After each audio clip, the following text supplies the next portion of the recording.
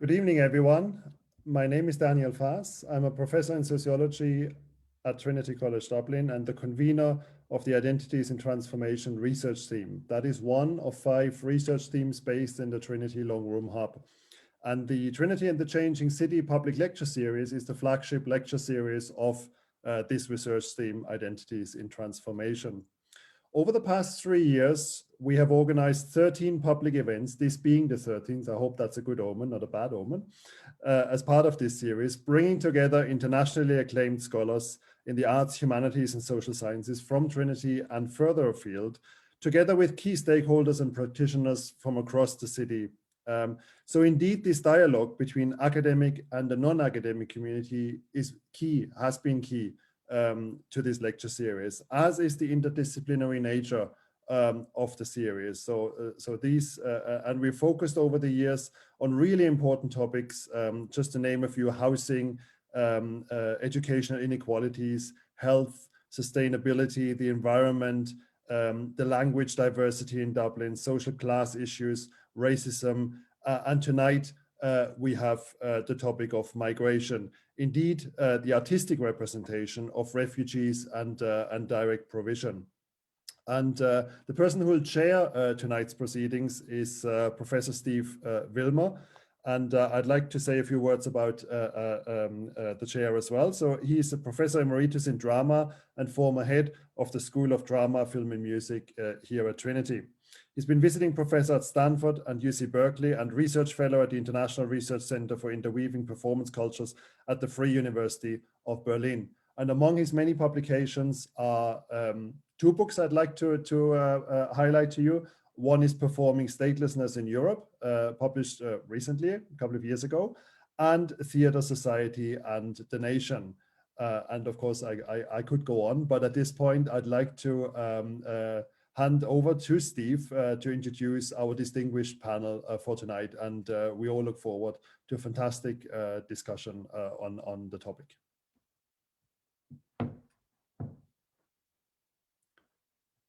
You stay muted, Steve.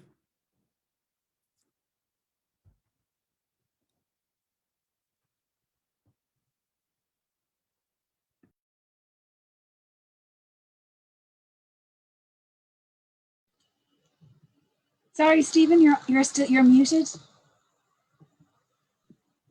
Okay, is that better? There we go. Okay, sorry. So my name is Steve Wilmer, as Daniel said. I'm Professor Emeritus in Drama at Trinity College. I want to warmly welcome you all to this event and thank Daniel in the Department of Sociology and Francesca O'Rafferty at the Long Room Hub for their help in setting it up. The idea of this panel on migration and its artistic representation is to discuss ways in which immigrants might receive a more supportive environment in Ireland. As you know, Ireland has the reputation of extending Céad Míle Fáilte, or 1,000 welcomes to visitors. But the question is whether everyone is welcome, and for how long, and how far can one be hospitable? Recently, there have been news stories about centres for refugees and their families not being welcomed in various Irish communities, such as in Ruski, Oughterard, and Cahersoveen. And of course, this raises the question why they're sent in the first place to such remote and isolated places with few resources and supports. In Europe, far-right groups in many countries have been stoking up antagonism against immigrants, and many borders have been closed to migration. Likewise, the EU has been financing Frontex to prevent migration into Europe and supporting detention centers in Libya to confine people who have been trying to cross the Mediterranean. It certainly has not helped the general attitude to migration that during the last 4 years, the US president banned immigration from certain Muslim countries and disparaged migrants from Latin America, saying, quote, "They are bringing drugs, they are bringing crime, they're rapists," etc. However, the good news is that President Biden seems to be taking a more benevolent approach to immigration, which may help the many thousands of undocumented Irish in America. Given that change in policy, we think it's especially appropriate now to ask how the conditions of immigrants here in Ireland might be improved. During this session, we want to look at what artistic approaches have been used to call attention to the position of immigrants and their children. Theater, film, photography, and visual arts have all helped to document the conditions of refugees. For example, the Chinese artist Ai Weiwei filmed migrants all over the world for his celebrated documentary Human Flow. Likewise, the Young Vic and National Theatre in London co-produced a play that transferred to the West End called The Jungle, which recreated the conditions in the refugee camp at Calais. Also, the Maltese photographer Darren Zammit Lupi has beautifully recorded migrants making the perilous crossing of the Mediterranean. Here in Ireland, various artists have portrayed immigrants through different artistic media. Theatre makers such as Donal O'Kelly and Charlie O'Neill have staged plays about individuals and groups of migrants. For example, O'Kelly's Asylum depicted the struggle of a Ugandan to gain asylum in Ireland only to be deported. And his play, The Cambria, told the story of Frederick Douglass's voyage to Ireland to escape slavery in 1845 and recounted how Douglass was warmly welcomed by Daniel O'Connell and celebrated throughout the country. Interestingly, an American actor from the popular Broadway musical Hamilton has recently arrived in Dublin to make a TV series about this same story. Likewise, Charlie O'Neill's play Hurl portrayed a bored group of asylum seekers who form a hurling club team to while away the hours and they become so proficient at hurling that they reach the provincial club championships. Also, various theatre companies such as Calypso Productions, Arambe Productions, the Irish Dance Theatre, and the Polish Theatre Ireland have all featured the challenges associated with immigration. During this panel session, in addition to discussing artistic work, we also plan to ask what might be done to empower refugees and improve their conditions here, such as abolishing direct provision and creating universities of sanctuary. We hope that audience members will want to pose questions. You can post questions or comments in the Q&A box at the bottom of your screen. We are especially fortunate to have 4 exceptional speakers on our panel today: Vukashan Nedeljkovic, Bisi Adigun, Bulelani Mfaco, sorry, I'm pronouncing it badly, and Roja Fazaeli. The first 2 speakers will talk about their experiences of using artistic forms to represent the position of immigrants in Ireland. And I expect the last 2 speakers will talk more about empowering refugees. Each of them will speak for about 7 or 8 minutes, and afterwards there will be some time for questions for the audience. So our first panelist is Vukasin Nedeljkovic, who is a visual artist based in Ireland with a master's degree in visual arts practice from Dún Laoghaire Institute of Arts, Design and Technology. After arriving from Serbia and applying for asylum, he lived in a direct provision center, which he photographed. He then set about documenting other centers, deliberately choosing not to include people in his photos. From this, he initiated a multidisciplinary project called Asylum Archive, an online platform open for dialogue and discussion for people who have experienced direct provision centers. He calls it, quote, an act of solidarity to bring a different perspective on the life of people who came to Ireland to seek protection, unquote. So, Vukasin, you have the floor. Thank you very much, everyone. Good evening, everyone. It's really, I must say, nice and lovely to be invited to part of this panel. And I know I have only 7-8 minutes, so what I would like to say, add and comment on this topic, which is migration and artist representation or response to migration, will probably last definitely more than 7 or 8 minutes. So I'll really try to do my best within this short time to really present something that I was working on, to raise a couple of issues, and more importantly, to really have questions, if there is any, on this particular subject. So so you can see this now at the moment. So I can just to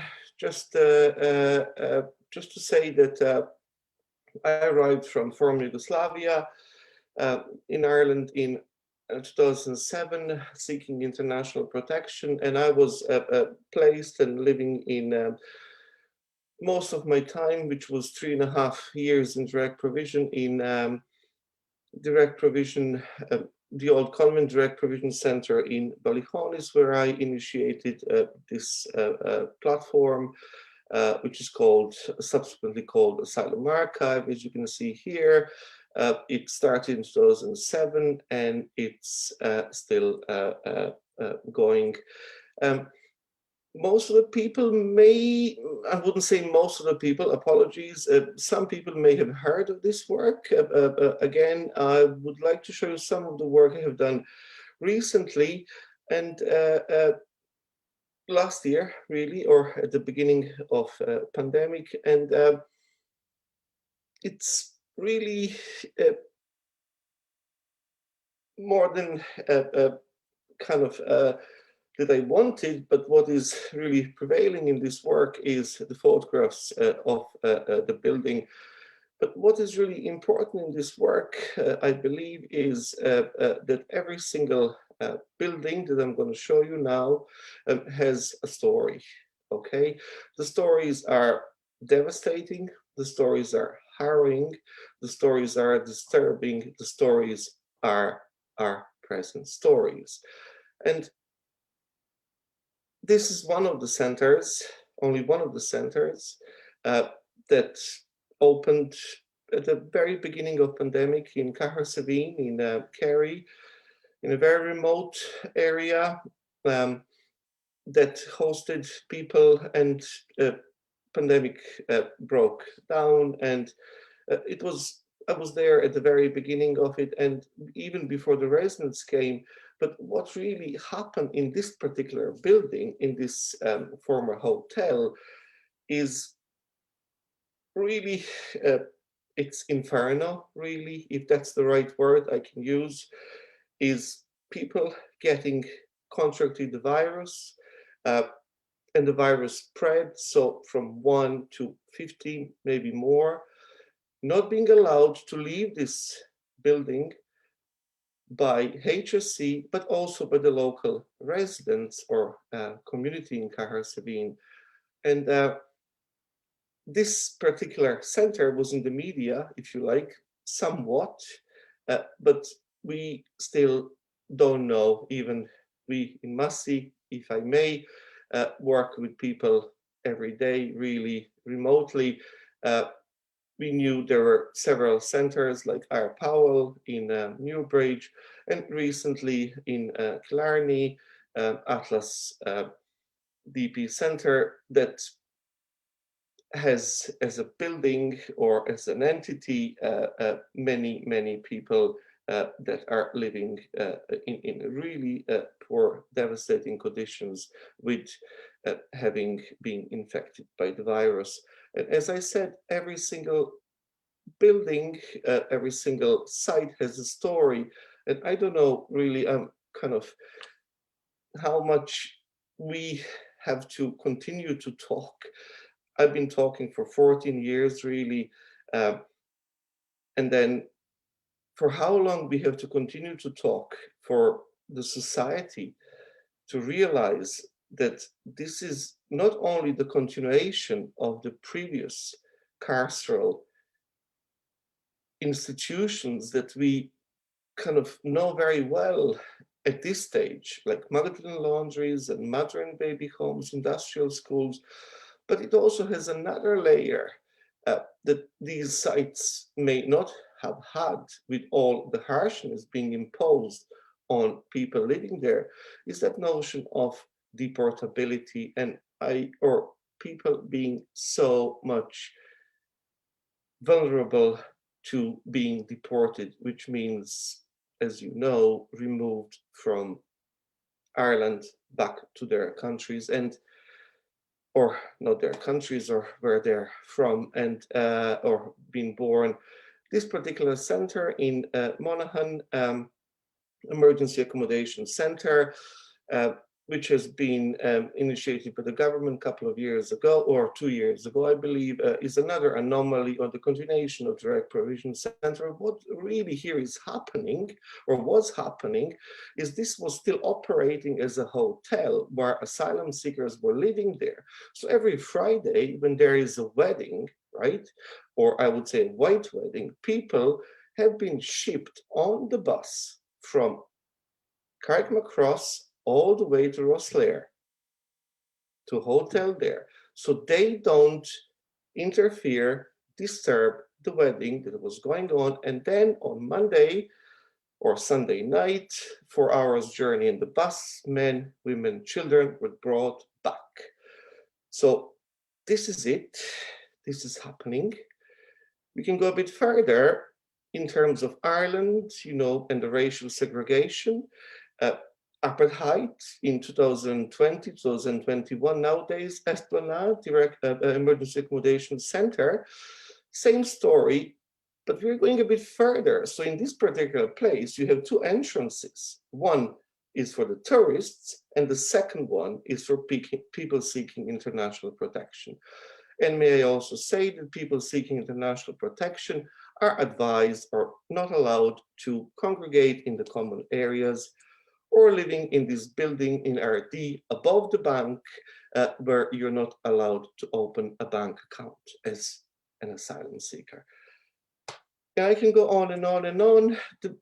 Probably, I would say, after working on this 14 years, I would like to outline that these photographs that you are going to see now, contributed by non-artists, by people surviving direct provision, are the pivotal and the foundation of Asylum Archive at present, as we are not allowed pre-COVID to even go to any of direct provision centers, but these courageous, brave, strong people have decided to contribute their experiences in the visual art platform, let's say, or in form of photography, to asylum market. So then we can see here a total devastation. A total devastation that continues, and as I have mentioned, it's still so difficult, it's impossible to know what is happening at the moment within those walls of direct provision. And as Lucky Kambule from Masi have said, let us be reminded that direct provision has been in lockdown for 21 years. These photographs are the testament of our time.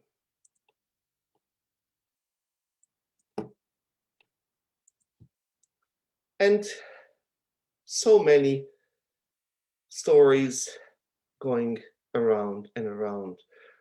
This particular photograph contributed by a person living in one of the centers who was on the front line working in one of the Irish hospitals. Apart that he contracted the virus, he was also issued with a deportation order, and we all may heard about that somehow we are okay to employ, let's say, cheap labor from people who are lucky, if you like, to have a work permit and work for us, for Irish people on the front line, being so in such a devastating conditions. And this is one example, and this is a good example. This is not a horror example. This is not the most brutal example. As some examples would show that there is the space between the spaces between beds in one room with 3, 4, 5, 6 beds during the pandemic is less than half a meter, right? So how do you then live? How then you survive when we were all told 2 meters distance everywhere, right?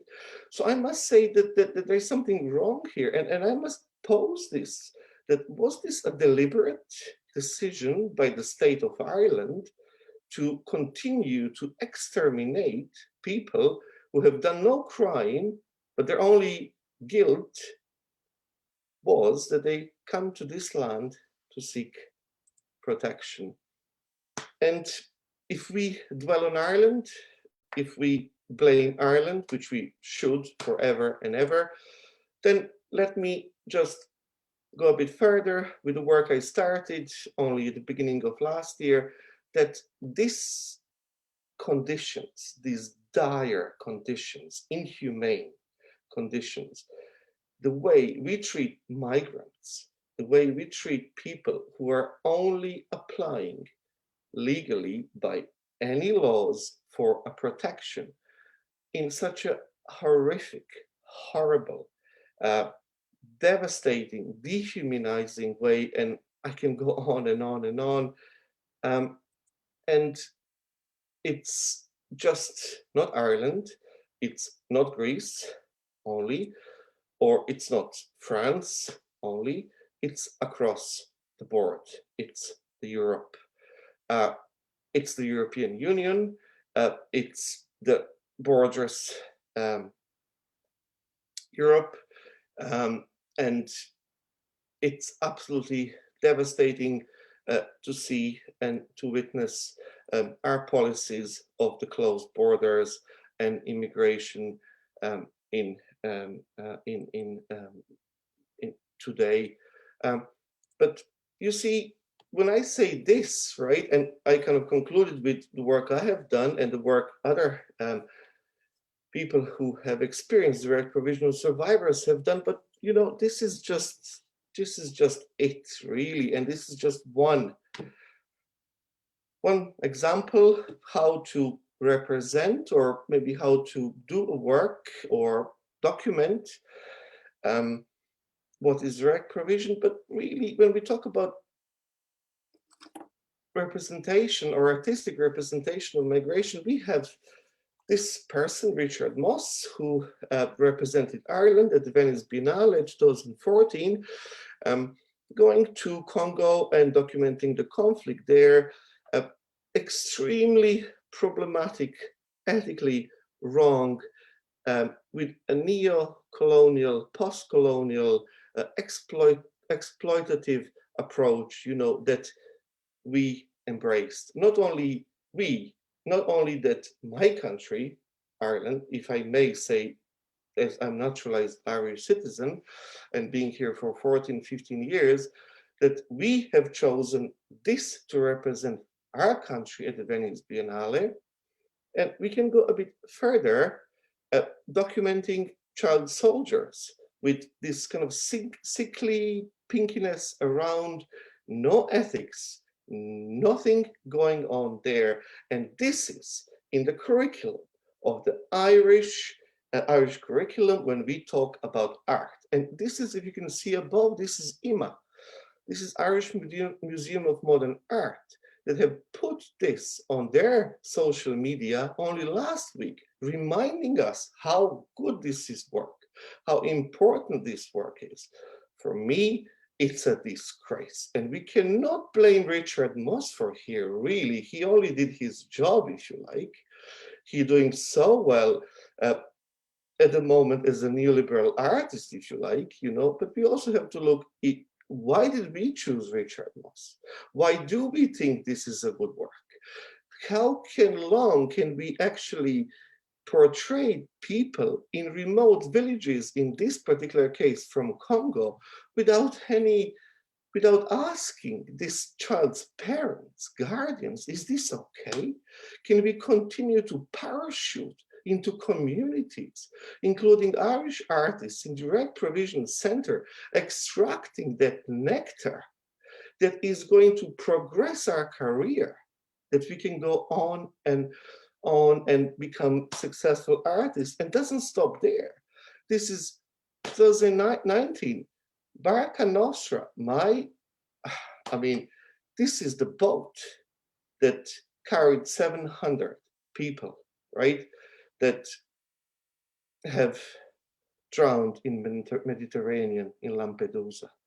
This is the boat that has been rescued as a part of art project.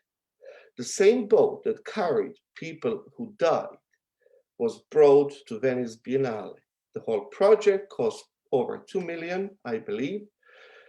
And it was very disturbing to see the opening of the Venice Biennale, people drinking champagne, she's taking selfies in front of this boat. And isn't this beautiful photo? Look at the sky and the boat, such a lovely patina, amazing work. But what could have we do with 2 million, as somebody has written about that? How many hospitals can we build? How many support can we give to people trying to cross Mediterranean, for example? And it really is sickening, and it's really not going away with pre-corona, corona or post-corona. I think we are pretty much doomed. I think something radical has to happen, and I don't have much time. And really, this is maybe the last example of not only, in my word, bad art, but my view, bad art, but exploitative art. And Shireen Neshat, I loved Shireen Neshat. She's a phenomenal artist, and I've seen her work in Palais de Tokyo in Paris only when I was there at the residency in Irish Cultural Center. And this is the work she has done with people from Egypt at the time, you know. But if you, those photographs are massive. If you come even half a meter, you know, close to the photo, you will see that this person has tears in his eyes, right? So why are the tears here so important? Why do we have to re-traumatize people to have this spectacle? I'm running out of time. Okay, yeah, Vukashan. Conclude on this slide. Just a second, Stephen, please. Just one minute is, you know, we cannot let go of it, right? Very close to my heart, but I found in Paris to what Masi really is, and there is a hope. The struggle must continue. We really need to work together strongly to abolish drag provision and deportations, and for the ultimate and unconditional right to work. Thank you, and I'm sorry I spoke a bit. Yeah. Great. Thank you very much, Vukashan. Just moving straight to the next speaker, who is Dr. Bisi Adigun, Senior Lecturer at Bowen University in Iwo, Nigeria. And he's speaking to us from Iwo, Nigeria tonight. Before moving back to Nigeria, Bisi worked for 3 years as an adjunct lecturer in Trinity College, where he earned his PhD in drama in 2013. He's also a performer, playwright, director, and creative producer. He was a co-presenter on an RTE television program from 2000 to 2003. And in 2003, he founded Arambe Productions, Ireland's first African theatre company, for which he produced many plays, including some of his own. He later worked with Roddy Doyle on a version of the Playboy of the Western World, which was staged at the Abbey Theatre with the character of Christie, portrayed as a Nigerian immigrant. As I say, Bisi is speaking to us from his university in Nigeria. Bisi, the floor is yours.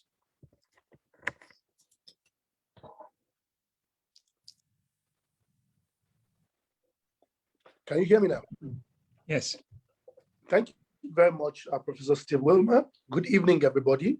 And I want to say a big thank you to Trinity and the Changing City Lecture Series organizers for remembering me, for inviting me to be a panelist on this important discussion, which is migration and its artistic representation.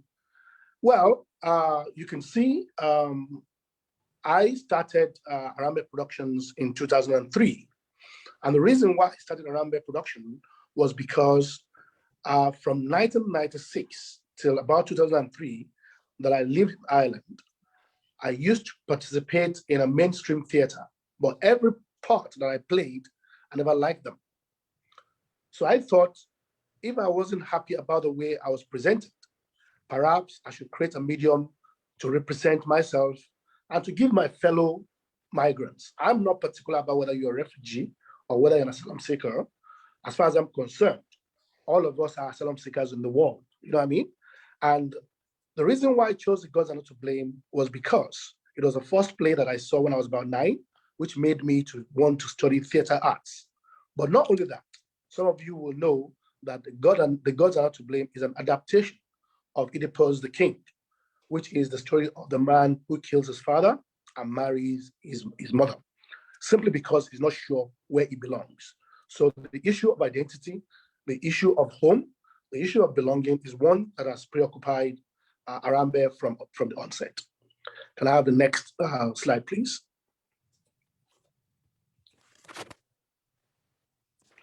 Now, I haven't done The Gods Are Not to Blame. The truth of the matter is, at that point, I just was working with anybody who was interested in going on stage. And the truth of the matter is, I feel, even if you don't want to become an actor, even if you're not a performer, if you could go on stage and own your space, you might be able to walk confidently on the streets of Dublin. So when I realized that most of the people that worked with me on The Gods Are Not to Blame didn't know what it entailed to make theater, I decided to go home and that is go to Africa to look for some stories that I can turn to drama. For them, they will understand how a dramatist turns an idea to a stage play. Next, please. Now, this will be my highlight, The Kings of the Kilburn High Road. It was a play that I saw in 2000 at the Andrews Lane Theatre, which is now closed down. When I saw the play, of course, some of you here will know that The Kings of the Kilburn High Road is a powerful play written by Jimmy Murphy. And it talks about 5 Irish immigrants in London. For me, people used to ask me, what are you doing in Ireland? I thought this play, more than any play, talks about, if you're asking me what am I doing here, have you asked your fellow Irish immigrants in London, why are they in London? I believe immigration is natural. People would gravitate towards where they think their life would be better.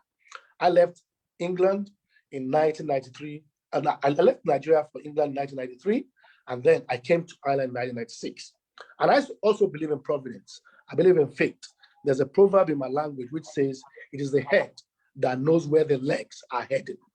So I never knew I would end up in Ireland and spend 25 years there, but I made it, I got there.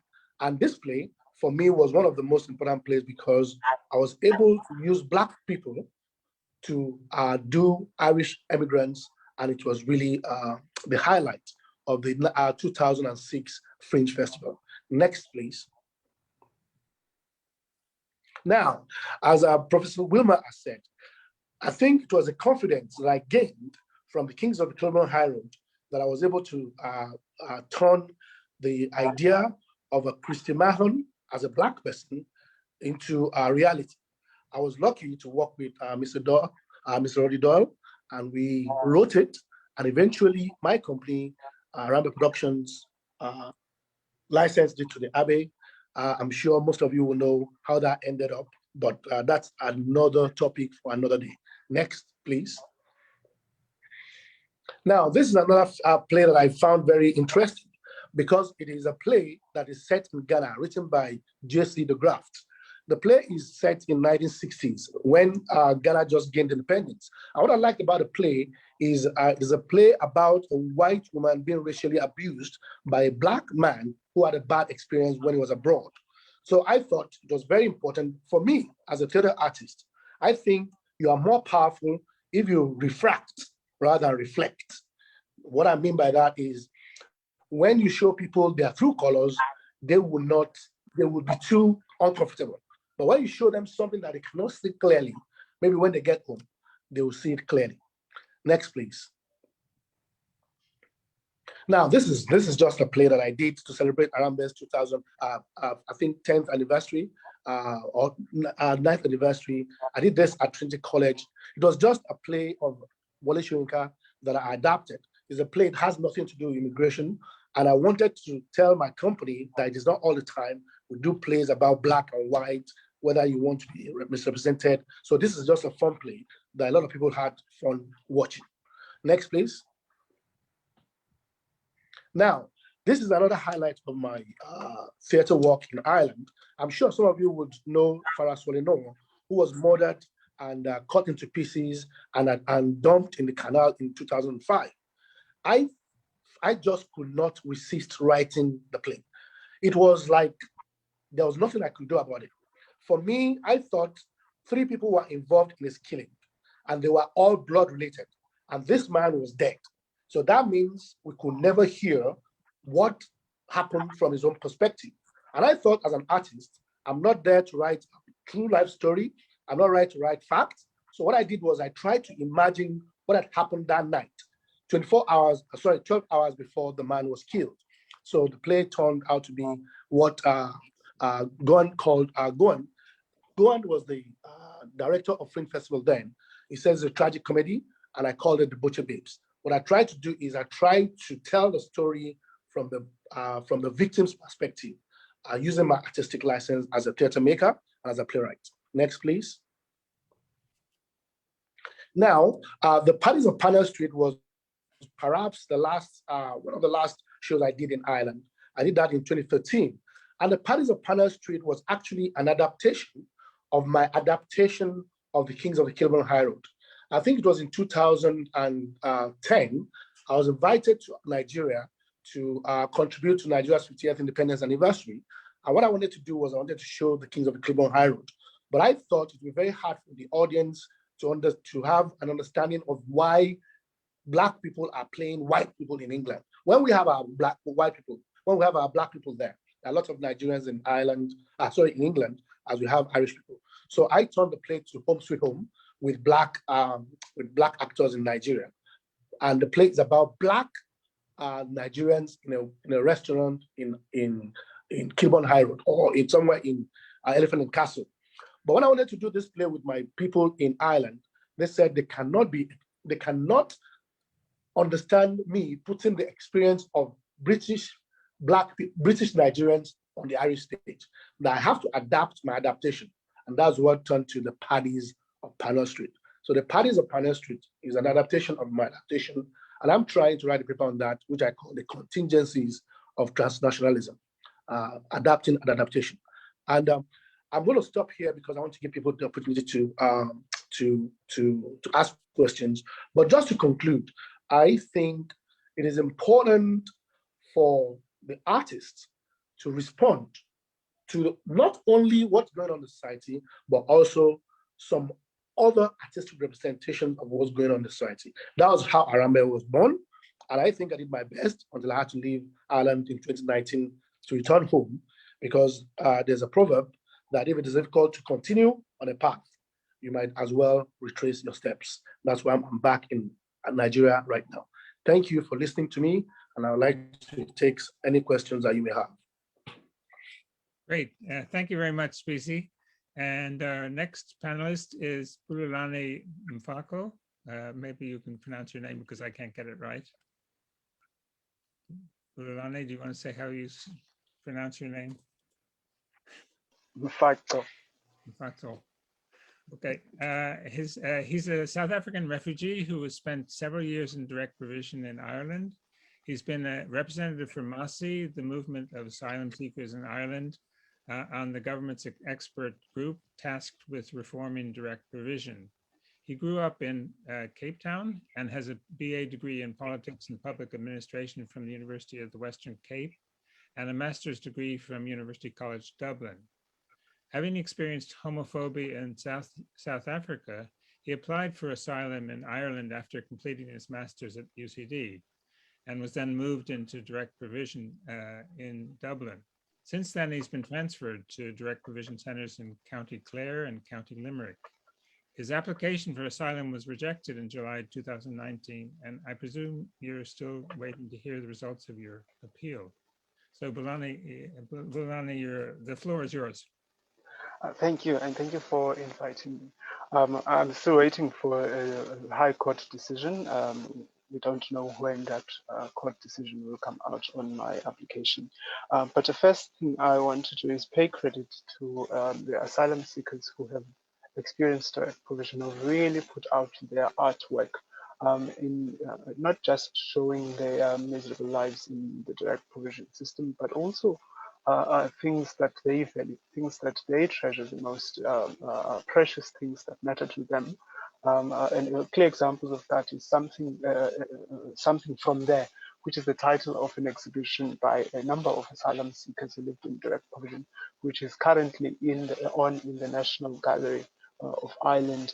It was organized by a good comrade of mine, Evgeny Ston, and other asylum seekers who have spent time in the system of direct provision. It really brings, it calls on them to share with us and everybody else in Ireland objects from home, things that are very precious from them and what they mean to them.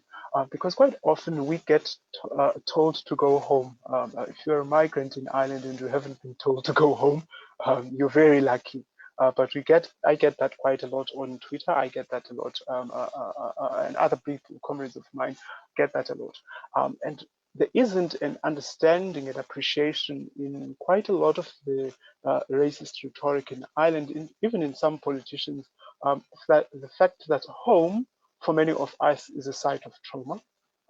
So it's not a place that is very welcoming to be going to. So when you have an asylum seeker being told to go home, you're really telling them they don't belong here, but they've come here because they also didn't feel safe where they thought they belonged, which was their home country. And in that regard, I'm highly appreciative of artwork that shows us how our lives are shaped, that interrogates the issues that we face as migrants and ethnic minorities in Ireland. It's very difficult to find good artwork that depicts us in a positive light, but also shares the experience with the broader audience of how we experience life in Ireland. If you turn on Irish television, for instance, you're not going to find a lot of programs that show us how Black people live, for instance, that show how Eastern European people live, how Latin American people live. But you've got a lot of diversity when you walk around Dublin today, but you don't see that on Irish media or in the television and in film and television. And so when we do have a show like Taken Down coming to the fore, to set a scene in a direct provision center, we are of course inclined to be appreciative of that. But when it's set again, it has a murder scene, we don't want to associate crime and migrant, because it always again goes back to those negative stereotypes that associate people from migrant background with criminality and that sort of thing. So it's great that people want to be able to produce and create these shows that represent the life experiences of migrants in Ireland, but there is a need to be to demonstrate some care and sensitivity towards how migrants experience that life and how you portray that life, because you could be you could be aiding in the racist rhetoric that already exists and the myths that come with xenophobia in Ireland that we have seen. And so we need to have that care, and in the way to ensure that such care is taken when creating works like that, you need to ensure that migrants themselves are involved in the production of that work, because quite a lot of the artistic work, particularly on television, it's not owned or controlled by people of migrant backgrounds. One of the things that we came across now, I'm currently working on a pitch for a film with a great Irish director that we pitched a short film. And one of the things we came across is the question of casting. And a lot of Irish film people tend to look abroad when they're looking for Black people to be actors on screen. They look up to the UK and other countries, whereas there are Black people in Ireland who would absolutely love the opportunity to act, to show their talent and to explore their talent. And so there needs to be some space in Irish art for ethnic minorities and Black people to take ownership of the art and control the production and creation of the art, especially if it is about Black people. There is no point in going in creating artworks about Black people if you don't know how Black people experience life, or don't involve Black people in that production or in ownership of that art. And so we need to interrogate not only the art itself, but the process of creating that art, because the process can also be exclusionary when it comes to creating that work of art. I'm fortunate enough that I've met a great number of artists in direct provision who pushed through the many structural barriers that they encounter, such as not being allowed to work, for instance, but still create their art. I mean, there's no imprisoning an artist. Even if you threw me up in jail and locked me up, if I had a pen or a stone, I could create. If I was a fine artist into fine art, I would create artwork on the prison wall. So there isn't an imprisoning the mind of an artist. That the idea that you can put a person in direct provision, strip them of their right to work, their personal autonomy, their dignity, and it doesn't take away the richness in our humanity, the richness of the talent that comes with that richness. So we're fortunate enough to have had a great number of artists coming through to the forefront, direct provision photographers, people in fine art, people who writers, and all kinds of artists who push the barriers that they encounter in Irish society, that particularly for people with precarious migration statuses in the country, to be creating that artwork. It is great. It is great to see, but we also need to see much more support, in targeted support that is tailored for people from migrant backgrounds, so that we see much more of that artwork. Otherwise, it's not going to be any use if we continuously see the same old faces when we talk about migrant artists, when there are so many who need the opportunity. I'll pause there.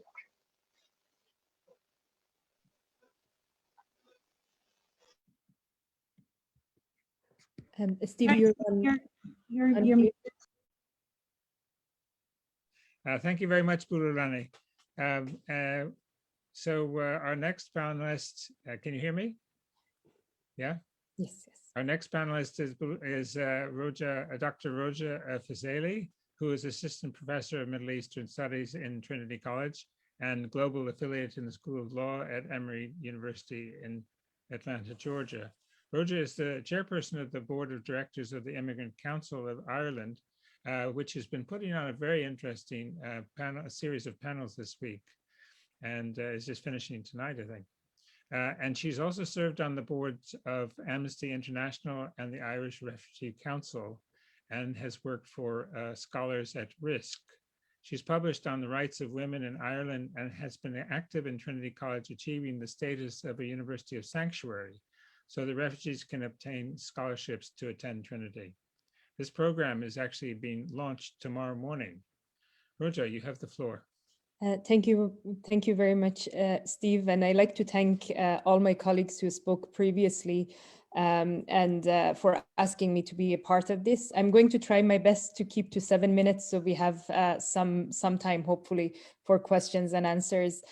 So I'd like to make kind of 3 main points, pointing to some of the work that I've been really marginally involved in. So University of Sanctuary was mainly other colleagues who did the heavy liftings. And speaking also about an organization that I have been heavily invested in, and I'm currently on the board of for their European kind of not counterpart, but section, and that's the Scholars at Risk, and very, very briefly on Immigrant Council of Ireland and the conference that they have held in the past week. So I thought to start my remarks first, congratulating those behind the process of Trinity recently being awarded University of Sanctuary status. I know Dr. Fintan Sheeran, Gillian Wiley, Dr. Brona, Katy Busik, Dr. Rachel Hoare, and Steve himself, and many more worked on making this a reality for the last few years. And I look forward to the launch, which is actually held tomorrow. So what does it mean for Trinity to be a University of Sanctuary? Well, it's a response and acknowledgement of the reality of human forced displacement, and also a commitment to address and take some responsibility for those refugee and migration related matters, which the college can engage with productively. To some degree, Trinity has already been engaged on this issue. The Asylum Seeker Access Provision Program was running even before the University of Sanctuary scheme, and offers 4 scholarships to asylum seekers annually. Now the University of Sanctuary Ireland, with University of Sanctuary Ireland, we have an Irish-wide initiative to encourage, learn from, and celebrate the good practices of universities, colleges, and other education institutes in welcoming refugees, asylum seekers, and other migrants into their communities. This is also about fostering a culture of welcome and inclusion for all those seeking sanctuary. And we want to encourage this culture of welcome across the institutions of higher education all over Ireland, and make sure that it's integrated into specific programs and policies. One of the, I'm going to skip a little bit because I know we're quite tight for time. I do want to mention a Scholars at Risk Network, SAR for short, which I have been involved in since 2009 in Trinity College Dublin. I've been the chair of the committee, even though we don't have an active committee this year, but I'm working on that. SAR is an international network of more than 500 education institutions in 39 countries working to protect threatened intellectuals and to promote academic freedom and university values worldwide. So Scholars at Risk works first by protecting threatened intellectuals, academic researchers, writers, also artists, and human rights defenders by advocating on their behalf, such as when they are wrongly imprisoned, and in the most extreme cases by arranging positions of sanctuary at network member institution for scholars fleeing persecution and violence. So as I said, Trinity College Dublin has been involved in SAR since 2009. And also Universities Ireland branch of Scholars at Risk was launched on the same year. And then in the past 11 years, Trinity has hosted 6 scholars, and these have included human rights defenders, lawyers, academics, and journalists. And we have also held a number of events. One of them, for example, was a conference on academic freedoms, which was opened by the president, Michael D. Higgins. And at the moment, I am looking at doing this SARS academic freedom monitoring project at the Department of Near and Middle Eastern Studies, where I'm placed. There are challenges. We face challenges in Trinity in regards to hosting scholars. This usually has to do with securing sufficient funding, both from Trinity administration and outside funding sources, and then getting the visa and immigration issues sorted as well. That's always has been very difficult. But this year I am happy to say that the Office of the Associate Vice Provost for Equality, Diversity, and Inclusion has agreed to be a home for Trinity's Scholars at Risk Committee.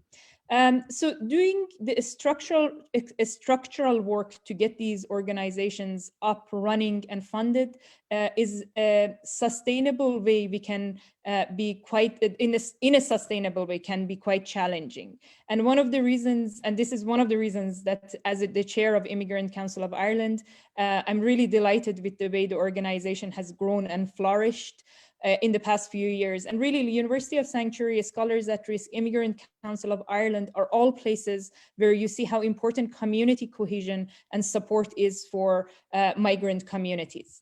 Again, for the sake of time, I'm very quickly, I'll just read a few paragraphs and then finish.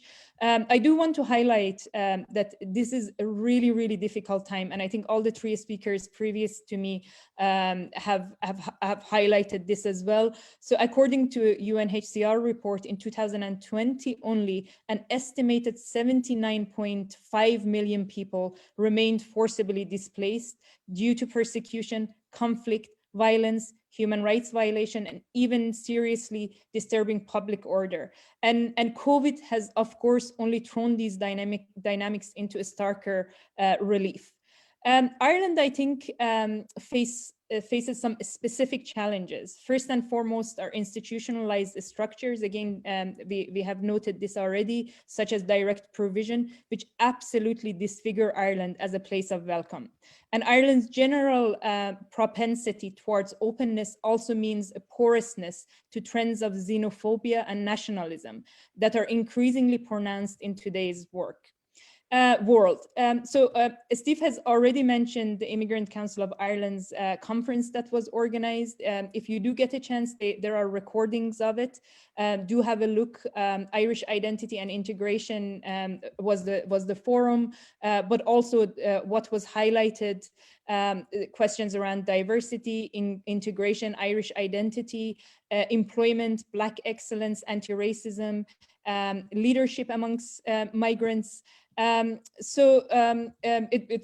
all quite positive, and I would encourage you to watch some of those back. On one hand, Ireland in 2001 is a much more diverse place than it was when I arrived in Ireland in 1992. And I've seen this increase in diversity largely welcomed as Ireland continues to be open to learning new things. And on the other hand, Ireland still has a long way to go to become a country that is truly inclusive of migrants and their families. So I will leave it at this, and thank you very much for your time. Thank you very much, Roja. And we only have a few minutes for questions, but we have several questions. Glenda Simino has asked 2 questions about direct provision, and May Foreman has answered one of them, and then someone named AH has also asked a question about direct provision. So this is obviously something on people's mind. I should point out that there's a white paper that's going to be published next week on direct provision, and hopefully the government will be coming up with some lasting solution, possibly to replace direct provision with something much more equitable.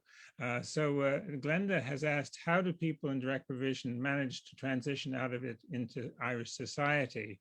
And then subsequently, she asked, what percentage of people in direct provision actually get to integrate into ordinary society? What percentage are deported? Bulelani, would you like to try to answer that? Yeah, in general, 1 in 2, after the end of appeals, will get some sort of permission to stay in Ireland. Some may be given a deportation order, but Ireland rarely actions many of those deportation orders. In fact, 1 in every 4, it would be around 1 in 4, I would estimate, that are actually actioned. So they like to keep people in limbo for many, many years. There are people who have been on deportations for more than 5 years. One good friend of ours who recently got permission to remain had been fighting a deportation order since 2011, for instance. So you can imagine the years and years that it would have taken to even grant him permission to remain at this stage. So when you do get a positive decision, whether it's refugee status, subsidiary protection, or permission to remain, you would be entitled to the same supports that if you get subsidiary protection and refugee status, you're entitled to the same supports that an Irish person would be entitled to when it comes to housing, when it comes to social welfare, when it comes to healthcare, but also when it comes to third-level education. There would be a residency requirement, so you must have been in the country for 3 years, for instance, in order to qualify for SUSI grants to study. You find that people who only arrived a year or 2 wouldn't meet that criteria, but it was also quite exclusionary when the government introduced a scheme to give access to third-level education for asylum-seeking children. It required that they complete, I think, about 5 years of their schooling in Ireland, and one of which must be third-level, the Living Set in Ireland. And quite a lot of children couldn't meet that criteria. In the first instance, less than, it was one person actually who got the scholarship, and in the following year, it was less than 5 people who got it. And so there would be supports to integrate into Irish society once you have a positive decision. But of course, we know that housing in Ireland is a big challenge at the moment. It's difficult for people to actually find appropriate accommodation once they have permission to stay in Ireland while in their provision. Great. I want to also echo what Roja said about the series by the Immigrant Council. And perhaps, Roja, you could put onto the chat line some information about where people can find that, and also about the University of Sanctuary, if you know an email address that people could contact to find out more about it. Just go on to this one last question. It's from AH, who says, if people are working and earning a salary, can they leave accommodation provided by the state and rent their own accommodation? It's not clear whether she's talking about people in direct provision or not, but I presume she is. Bulelani, do you want to also answer that, or Roja? Yeah.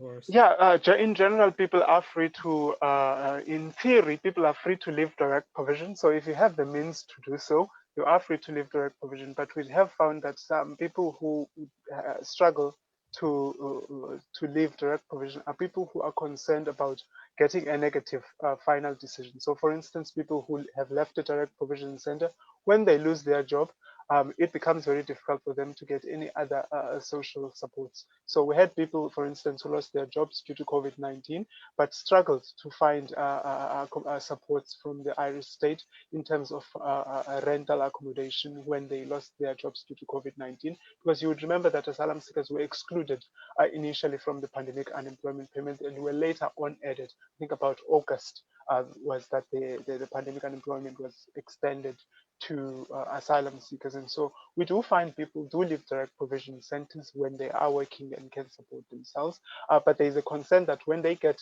a negative final decision, the work permit gets taken away, and they aren't actually, and they would still stay in the country, and then they are left in a situation where they may be destitute. And so quite some people might not be inclined to move out of direct provision. Even if the conditions are horrendous, if they know that it's going to be worse down the road, if they get a negative final decision and they lose their work permit. Okay, I think we just have time for one last question from Anya Healy. She says, thank you for all sharing your experiences and insights. Some of the art that was shown, especially from the Venice Biennale, seems to me like an attempt to capitalize on the plight of refugees. I do not want to patronize migrant agency or talent as artists, but do you think migrant art has been exploited and used to validate those who feel guilty about migrant experiences and is demonstrating to the concept of misery porn? I don't know who would like to answer that one, Vukashan or Bisi?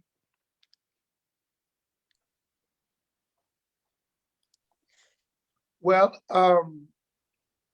I will try. I was actually trying to respond to a question that was directed to me directly, but I think I read that question, so I'll try. The truth is, I feel that Ireland, I think when I was in Ireland, I said it repeatedly, that Ireland is not harnessing the diversity of artistic skills at its disposal.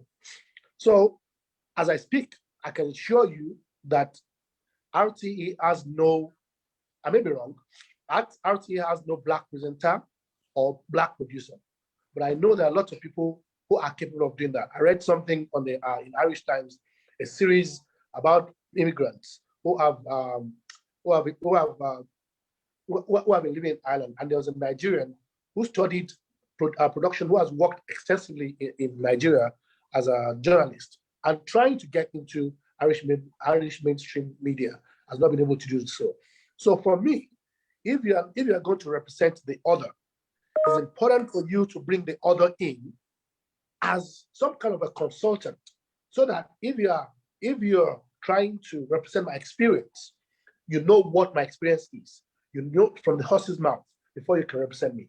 Because I would argue that someone like, there was a play in, I'm trying to remember her name, Deirdre Monahan, that wrote the play Rathmines Road, a fantastic play at the Peacock that talked about sexual abuse, that talked about transgender. She's not transgender, but she was able to write about transgender because she did extensive research in it. So I'm trying to answer this question, as well as the question I'm trying to type answer. So there's nothing wrong with you representing the other person's experience, but you must bring the other in to tell him or her, I want to represent your experience. How best can I do it? Thank you. Vukashan, do you want to comment on this question as well? I only can say I totally agree. It's